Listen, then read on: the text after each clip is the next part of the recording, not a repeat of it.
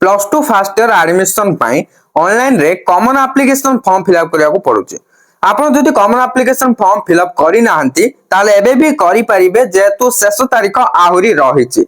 जदि आपण ऑनलाइन रे कॉमन एप्लिकेशन फॉर्म फिलअप करे को चाहुचंती ताले www.samsodisha.gov.in को जाई अप्लाई करि परिबे। केमिति कोन अप्लाई करिवे बा फिलअप करिवे से ने गोटे डिटेल्स वीडियो मु बनै सारिछि। जदि आपण से वीडियोटा को देखि नथिबे ताले से वीडियोटा को देखिनबा जरूरी। से वीडियो लिंक ए वीडियो डिस्क्रिप्शन रे रहिछि, लिंक क्लिक कर दे देखि परिबे।